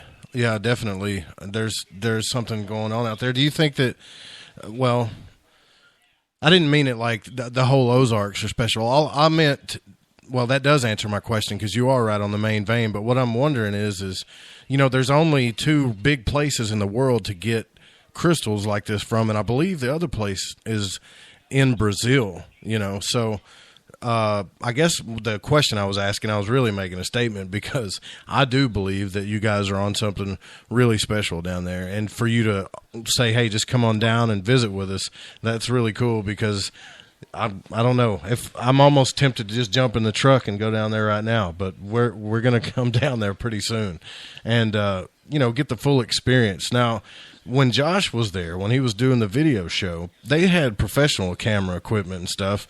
And it was just, I think it was, what was the person's name that was with him? Chase Kletsky from MUFON. Did I get that right? Right. Yeah. Yeah. They seemed to walk around for quite a bit. You know, at first they saw something. And you guys, I don't want to give this totally away. You guys can go get the episode on YouTube. It's like $1.99 on YouTube to watch it, I believe. But at first they saw something that was fireflies, and you could tell that Josh was kind of disappointed. And as they walked around, bam, right, here's this glowing light in the trees. They don't know what it is, and as they were trying to capture it, the more they tried to capture it, the more it tried to fade away. Now, the only thing that the FBI debunker tried to, his one thing he said it could be, was a drone. But both you and I, Orville, know that you can't fly a drone in those trees like that without crashing it, right? Right, and they even mentioned that you can't do it. And, you know, they're going to bring up stuff to debunk their own stuff, you know, so the audience knows that they thought of it, you know. So, but like Ben Hansen mentioned, he says, you know what, he goes, you got me. You literally have captured on video a UFO. Man. So this is going to be kind of a nerdy question, but I'm curious about this too. The colors that you see, are they all different colors, or are they like just main colors? Like, do you always just see green lights or red, or are they just all types of different colors? We see almost any type of color you can imagine. And you know, the strange part is sometimes I'm looking at an orb and I'll say, oh, that's a beautiful green orb. And somebody will go, it's blue. And somebody goes, no. It's kind of purpley in the center, but it has a big red aurora around it. So it's like we're all looking at one light, but we're seeing the different colors in it. So I wonder if our perception, which goes back to people are saying that they got a message, maybe some of these orbs, not all of them, and of course I always say maybe because I don't know, maybe that's what it is. Maybe everybody is receiving something different from the same event. Right. Like it's speaking in colors almost. Yeah, to different people. Yes, right. Sending messages by, ooh. The gigantic beams that y'all saw, though, the beams that lit up the hill, what color were those? Those are absolute pure white. Pure white. Wow. Like more like a halogen light than an actual flashlight or something like that? No, you know, the light looked physical. I'm trying to think of a good word. It looked physical. It like was sunlight, maybe? Right. Well, no, you've seen lights at night, okay? A beam of light. And just gets fuzzy on the side. But these were not real fuzzy. They were real distinct. Like it was like laser beams. Physical. Yeah, real smooth, you know, sides, real distinct. And the you know, those are some of the things that just, like I said, stuck in my mind at the time was, it's not supposed to do that.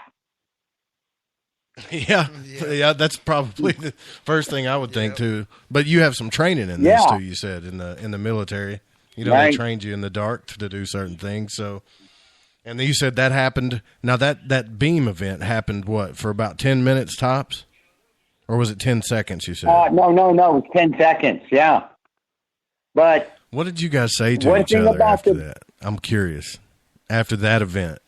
Were you all just stuck there in silence? Immediately after the event, we can't say what we were saying right after the event because we're on the radio. Yeah. But afterwards, we were sitting inside trying to justify what we saw. Okay, it had to have been this. It had to have been.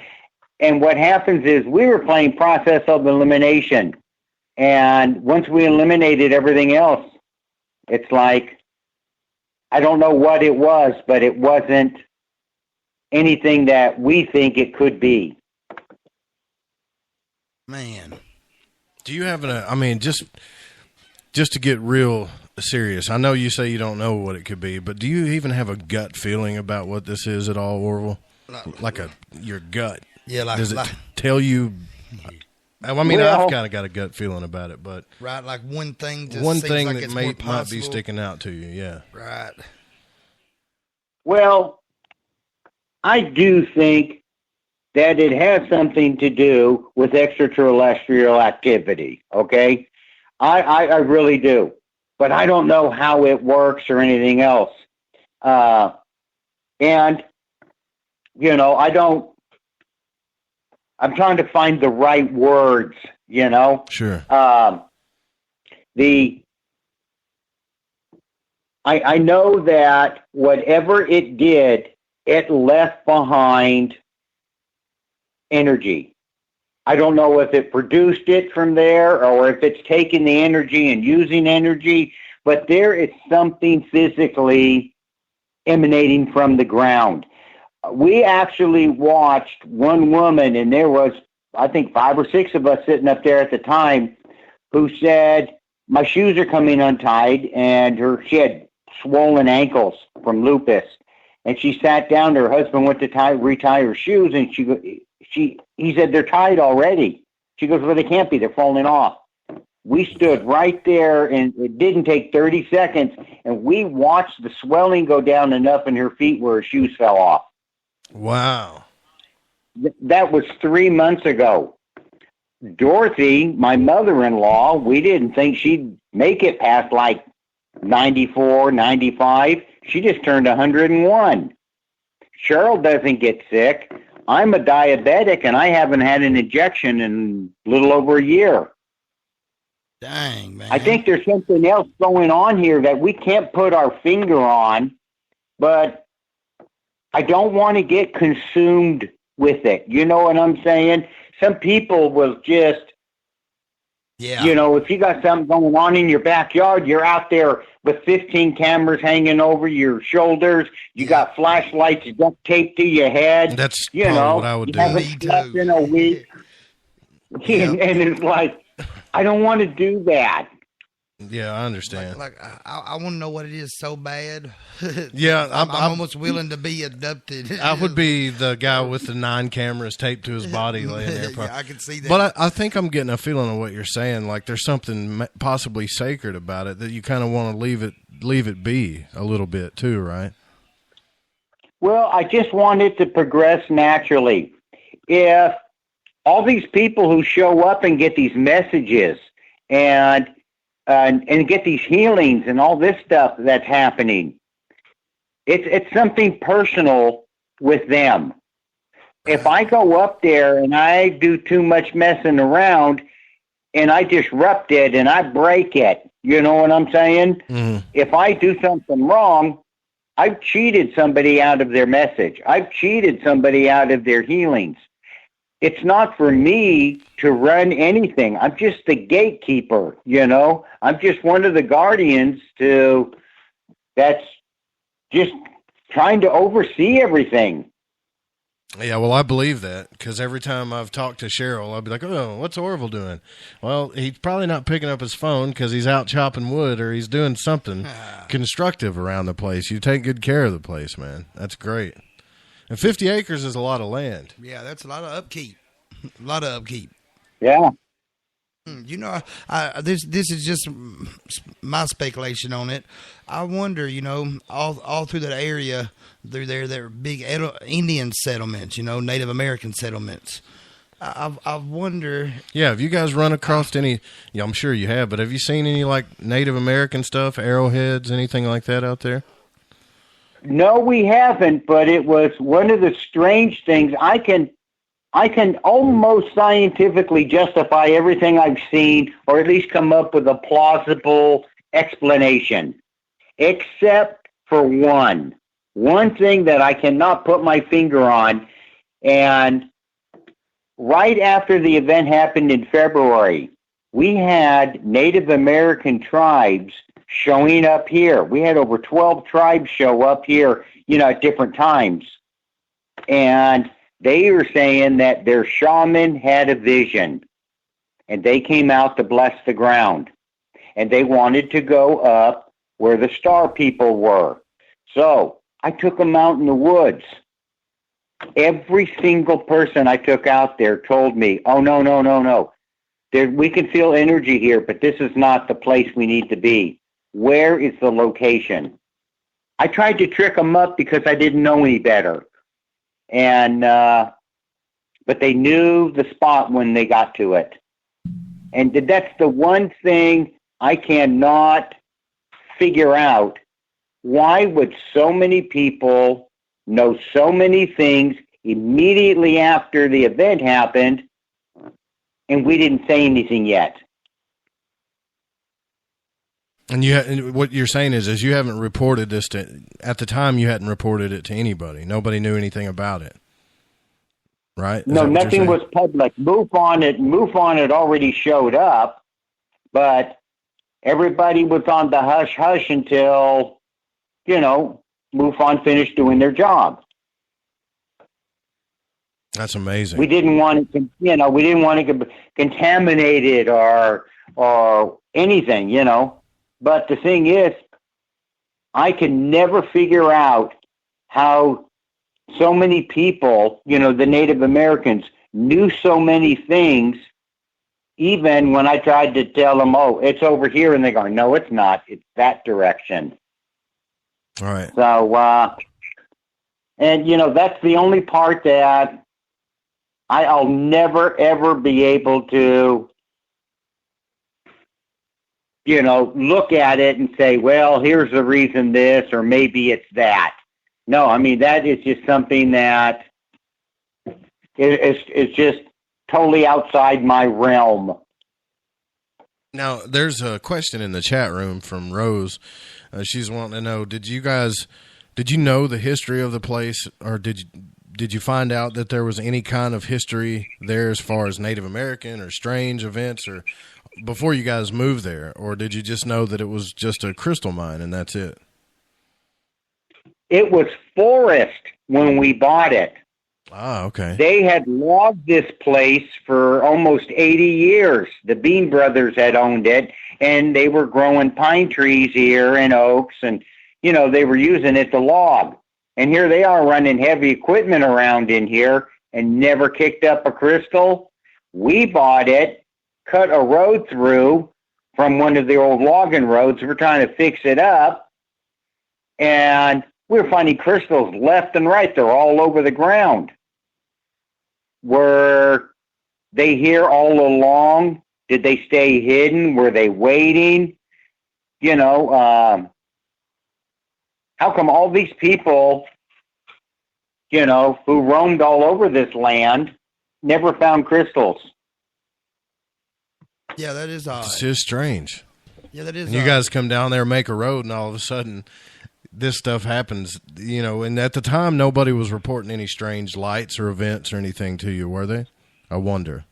No, but the funny part is after we went public, I mean, people were coming up knocking on our door going, don't tell nobody it was me, but I could tell you stuff that's been happening since I was a kid.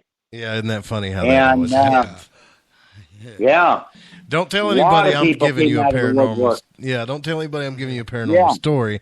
I'm too afraid of what they think of me. Yeah. Yeah. Right. Well, I guess that's human nature. Well, people who tell strange stories like that, they're looked at how you was just talking about, tin hat. Looked at like we're crazy. Well, there's two things I'm thinking. I'm thinking one because I thought about it earlier when you said that. Either you guys uncovered something, or like Rose is saying, maybe it was just meant to happen to your family. Maybe it was meant for you guys. Do you ever wonder about that? Well, I don't think. I think we spent all that time up there, in the Mount Shasta area, and I think we were being groomed. I think we were being programmed. I think whatever the energy is, they're going, okay, here's there, and we're going to bring them down here, and they're going to do this, and we're going to, I think we're dealing with an intelligent entity. So I think that we have spent most of our lives being groomed for what we're getting ready to do without knowing it. And I think virtually everybody else on the planet is being groomed for their part. It just, they haven't came out to experience it yet. Yeah, see, that's the biggest thing about this. The biggest thing about this whole story to me is that, not too many years ago, and I'll just be honest with you guys, when people told me about crystals and put them over in your room and do this stuff and they'll heal you, and I'm like, okay, unicorn lady, whatever, right? This wasn't too long ago in my life, and I see that people go out to crystals. I see them; they wear them around their neck. They do all kinds of things with them, and I never really thought much of it. But the solid evidence that you guys showed me, and I'll say it right now, it's solid evidence. Yeah. That's all there is to it. Yeah, and FBI debunker can't debunk it. It's kind of sad to me that solid evidence changed my mind on that it had to come to that point. I was so close-minded about it, because I never really... the whole New Age movement thing kind of scared me to begin with, because sometimes it would get just way out there, but now everything's off the table. The table is wiped clean for me now. Right. And I got you guys to thank for that, As much as I'm a spirit scientist, You would think that I would have looked into this crystal thing a little bit more, but I don't necessarily know if it's about the crystals themselves or just the combined energy of the entire area, you know? Right. But well, I like to think that, remember, this is just me speaking. This has nothing to do with facts. But I think that crystals are more like tools. And a tool can do wonders in the hand of the right mechanic. Okay? So I think that, the crystals, they have all this energy and they can do all this stuff, but I think they can only do it in the right hands. If you have something in you that you can amplify and work and energize that crystal's going to be considerably more useful and powerful than in the hands of someone who doesn't know what to do with it. That makes sense. I mean, that makes a lot of sense. That's practical and logical. Now I want to learn how to use them. Right.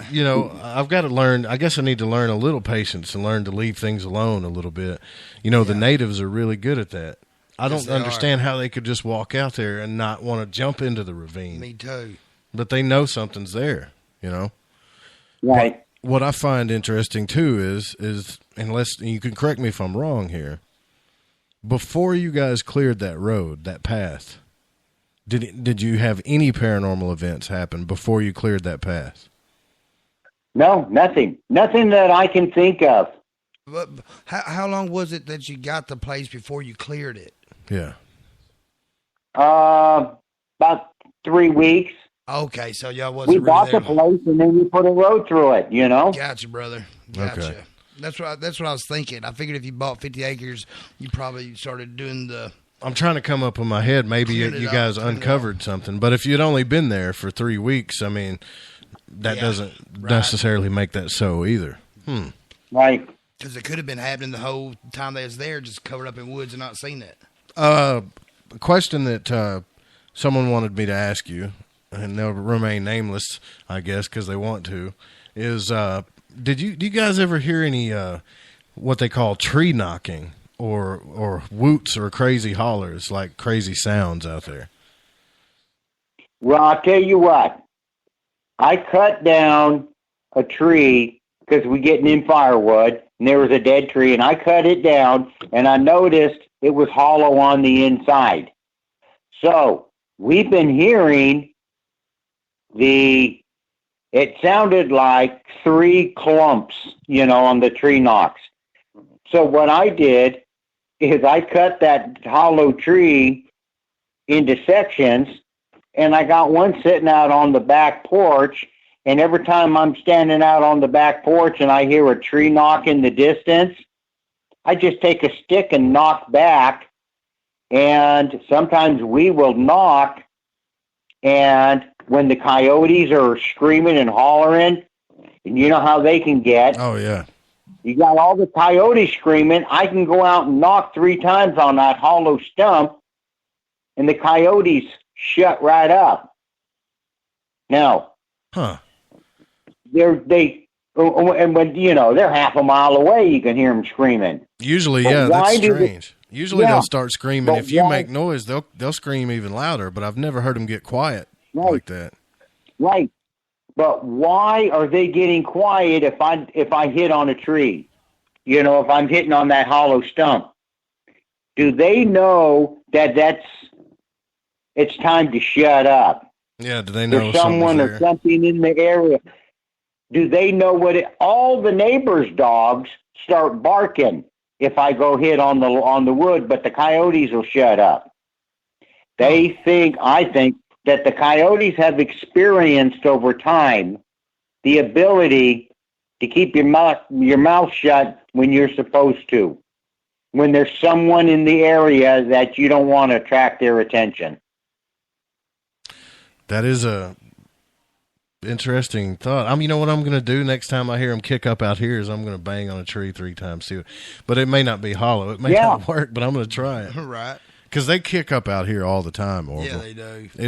Sometimes it's so crazy sounding to make the hair stand up on the back of your neck, Mm-hmm. So you just have to try it one time. We hear distant, we hear sounds off in the distance, and the guy in the front of us, he's got a couple of 100 acres, and he's got cattle out there, and cattle will make funny sounds at night, So you got to make sure the sound is coming from the right direction before, we don't usually make determinations. We just write down what we heard or what we saw, and it's up to somebody else to determine if it's for them or not. Right. And I think someone asked in the chat room a minute ago for some links. Well, you can go on YouTube and just type in Board Camp Crystal Mine, or go to boardcampcrystalmine.com if you want to see the videos, and then just go from there. And about your book, are you guys planning on, you said earlier you were planning on writing a little bit more, so this book that you got out that's called Beams, which we got a link to on the website as well, that's just partly some of your experiences up to April. That's what Cheryl said, right? Right. Yes. Would you say that the beams that you saw, is that the biggest and most, I want to think of a word for it, the biggest event you saw, the most extravagant event that you saw so far? So far, yes. Those big beams were the largest of all of the stuff we've seen so far, but to me, it wasn't the most amazing. Just the people who show up here and receive stuff, to me, that's the most amazing. When you say received, you mean like healings and messages and things like that? Healings, messages. A lot of times we'll walk up the hill to go look at the event site, and we've had to put picnic tables along the way because people will start feeling lightheaded and say, I need to sit down a minute. So we now have picnic tables going up the path where when you get up near the top of the hill, if somebody starts feeling lightheaded, we didn't want to help them to the ground. We'd rather help them to a bench, Right. Well, that's cool of you. I could tell you that. So this is kind of not that important, but it is for me because I'm curious, because I know I'm going to go. How steep is this hill? Because I'm not. Oh, I'm no, not you an walk athlete. right up it. It takes from the front of the stage up to the event site takes about a minute and a half, maybe 2 minutes to walk up. He says he ain't an athlete. Dude was a football stud. Yeah, that was a long time ago, Rusty. Yeah, you still walk away. You still walk the hill, my brother. Anybody who can't walk up the hill anyway, we just drive them up in our car or tell them to follow us or let them drive up. But there is no way. Man, dude, I'm so looking forward to coming out there, Orville. I really am. There is no way we're going to turn somebody away. You know what I'm saying? Because of whatever reason. Because they could be the one. They could be what this whole thing was all about. We don't know. Man, that would be wild. I don't see you or Miss Cheryl throwing nobody out either. Well, no. I don't see y'all turn nobody away. I don't see that being in your character. My next biggest curiosity would be about this whole thing is the government has to know about this place by now. If they didn't already know something. They do. Man, have they tried to come on your property? Have they tried to? I don't know what you can say or what you can't say, or any of that, or if anything's happened at all. But I've got to think that they would have at least tried to get out there and do some type of investigation or shut something down or something. I could be wrong. Well, we had a guy call us from China and said he wanted to buy the crystal mine. And I talked to him on the phone a little bit, and it was hard to keep up with him because he had broken English and all. But we tried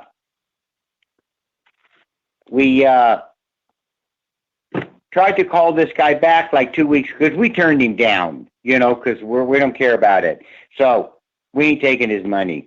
And but we called him back to see if he wanted to invest. And, we were going to move the shop and stuff over, if he'd like to invest in that. We couldn't get through to him.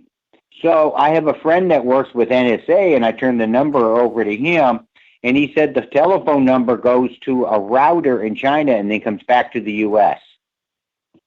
So whoever was calling us from the U.S. and making it sound like it was coming from China. Yeah, and now and trying to leave an actual watermark from it coming from China even. Yeah. So I'm not saying the government did that. I'm just saying is somebody was trying to fill us out. Somebody was researching. They were trying to get a hold of you by proxy. They didn't want you to trace it back to them, whoever it was. Right. And if somebody was was actually offering us all that money to buy the place, they would have gave us a straight up phone number to call them right back. Yeah, certainly. Anybody that's being serious about making a business transaction where it's that kind of money, they're making themselves available. But you hadn't had anybody drive up on your property and try to force themselves on the land or flash a badge at you or anything like that, right? No.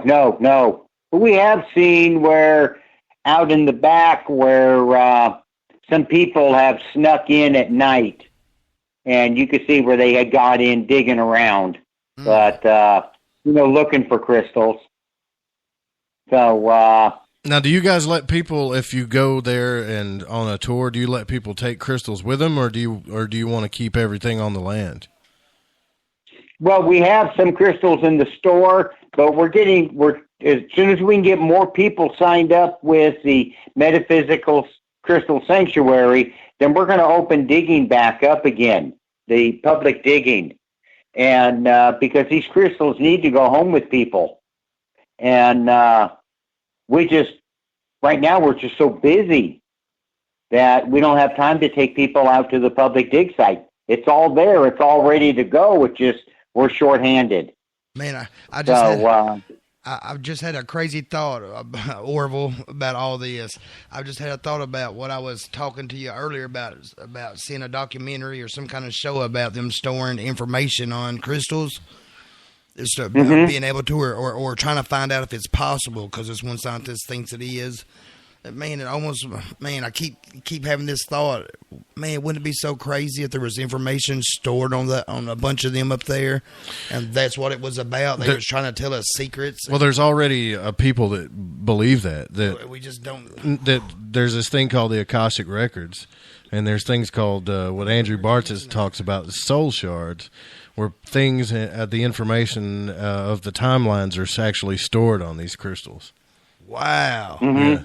Yeah. So that's already been talked about. Yeah. I've been trying to get him on the show too, but he's super busy with that, as with what he does. But he reads people's Akashic records. Oh, that is slick. And some of the stuff he talks about with crystals and everything it's pretty rad. So there's a lot more to it than we know. Well, they made a movie with Indiana Jones about them crystal skulls. And, they were saying there really were some crystal skulls like that. And they would really glow when they were all together. Well, it's been years since I've heard about that, but man, it's just so mind-boggling. There's so many things this could be. I just I wish I knew what it was so bad. What is you guys' next move from here? Because we only got a few minutes left on the show. Where do you guys go from here? Are you writing another book? Are you opening up? Because I know you guys are open for tours. Are they just on the weekend? No, Cheryl's got some stuff going on during the week, but we're hoping to get more private tours. We've had several of those, and I love the private tours, and because people are coming in, they want to sit at night. Some of them want to stay till midnight or even longer, and they're here with just their friends, and those are the ones that really enjoy themselves the most. Every once in a while, somebody will show up who gets a little overexcited and, kind of looks at things different than the rest of us. And we got to tell them, can you sit down? You're scaring some of the straight people, but otherwise, everybody has just been fantastic out here, Yeah. I can't imagine what somebody would do to scare people out at a place like that, though. Yeah. Are they saying that it's kind of like Orson Welles when it's the end of the world or something, you know? Like the Archons are coming to get us. You know, this is, they're brainwashing us right now. I can't imagine. But you know that most people who show up are either called here or just curious or whatever. But we've had a few people who, well, two that, you know, started screaming and hollering, and I'm going, no, really, you can't scream like that in front of, you know, all the other people. It's 11 o'clock at night, you know, but and they mean well. It's just they treat me like I don't it's want to Woodstock. put anybody down, not at all. Right. But, man. Well, some people just get super excited, Orville, you know? Oh, yeah. Maybe they've never felt energy like that before in their entire life. And you said several of your guests are called there. Are you talking about like an internal call-in? Oh, yeah. I mean, we've had several people show up here and said they just picked up the phone and called the number, and they don't even know why. But they had to be here. They didn't even know you was a crystal mine or anything? They knew what was going on, but they're saying that they felt a draw inside. They just had to show up. And when they didn't, we'd hear from them later, and they tell us that they got home and they had to dream that night, and they received a message and thank you. And I'm going, okay, no problem, you know. Wow. So, you know, I'm curious. Does any of this stuff, you know, the orbs? I know it's kind of hard to see lights and stuff during the daytime, but have you seen any UFOs or lights or anything crazy other than the rocks moving during the day? I think there's a lot of stuff going on in the daytime, but a lot of times I get so preoccupied doing other stuff because I got chores, you know. Right. And I think sometimes it's going on around me 24/7. It's just in the evening time is when that's when I sit down to relax, and I think that's when I receive more, when my mind is in the right place. Right. Yeah, and I forgot to mention, too, and I know we didn't talk about this, but there's an actual video of the rocks and crystals themselves being moved. It's almost like they were playing musical chairs, like the rocks were being moved around and the temperature was changing and all kinds of wild stuff happening. That still goes on, too, doesn't it, that you know of? Oh, yeah. Yeah, and like I said, I'd love to have you guys come up here and we'll go sit out on the hill, you know? Heck yeah. Just spend, 2 or 3 days out here, whatever you can spare, and see what it has, to give to you. Well, I'm definitely excited, man. Me too. I can't wait to come out there. I do. I feel like I'm waiting for a present to be delivered through the mail. A little kid in the candy I'm shop. on That's what I feel like. Yeah, I do you know too. What? I feel like I might be that one person that everybody's like, "Hey, will you calm down a minute and just sit down?" Sir, everything's going to be all right. Right. Because I want so bad for this to happen. And it's like all of this stuff when it comes to ufology and Bigfoot and crystals and orbs and everything, you hear so much. There's so much out there, so many stories, but to see it actually happen, this is the first time in my life where I believe there is solid evidence of this stuff that's happening. And I know people are going to be like, wow, Joe, there's all kinds of stuff going on. But what I'm saying is, in my life, this is the first time that I've seen something that has convinced me wholeheartedly that there's something else other than what we see in this realm happening for sure. Yeah. Not just because I've astral traveled or left my body. I'm still not convinced that's not totally just in my mind, but to see a rock levitating with my own eyes and rocks being moved around and orbs and stuff. Yep. And I love you guys might have to tie me up when I get there. Yeah, and I love how you presented yourselves up at the conference. Man, like I said earlier, you were just there showing people. People liked it and they dug it, man, that's cool. But if they didn't, that's fine. You wasn't trying to push it down nobody's throat. You wasn't trying to say, you know, here you go, I'm trying to sell this. You was actually putting information out, showing here it is, believe it. If you don't, that's fine too. Well, that's because it's not about us. It's about them. And it has to do with the people who are here, you know, to gain something, to receive a message. If you don't have a message for you, then of course you're not going to, you know, receive anything. It's not. You could care less, you know. Right. So. I'll tell everybody before we get out of here, because we got just a couple of minutes left. And this has been awesome. I really enjoyed talking to you guys. Yeah, been fun every minute of it. Tell everybody out there how they can find you on Facebook and the website, and your new website, by the way, that you mentioned earlier. Okay, well, at Facebook and on the website and everything, it's just Board Camp Crystal Mind. So, and then their new website is metaphysicalcrystalsanctuary.com. And we're just now getting that, you know, up and running and getting it going. And you can sign it. It's free to be a member. And then, but you can become a guardian. And then, you know, guardians come out here and help protect the site. I think one of the greatest gifts that we could ever get out of this is for our great-great-grandchildren to see it. Right. Yeah, I was thinking about bringing my son out there one day to show him what Dad's all about.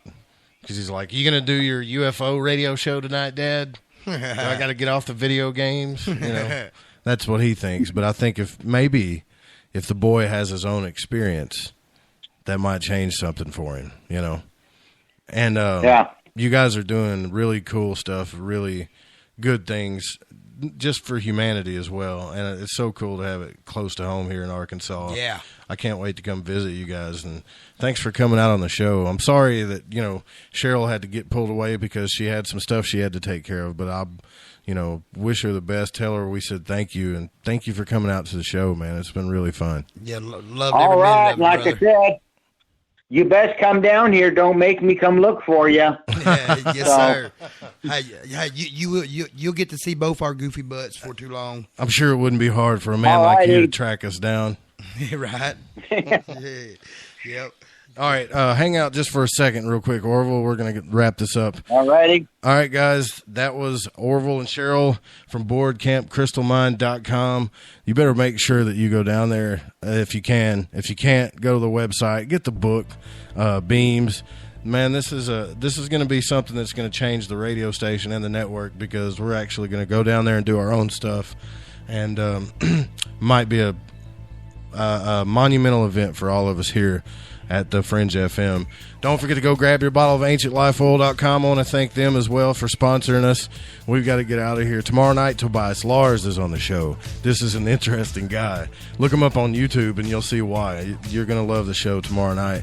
All right, so the show was produced by me, Joe Roop, and the Fringe FM, and cannot be rebroadcast or simulcasted without written permission. And music was by Chronox, Kevin MacLeod, and Spaceboy at spaceboymusic.com. We'll see you guys tomorrow night. Thanks for coming out.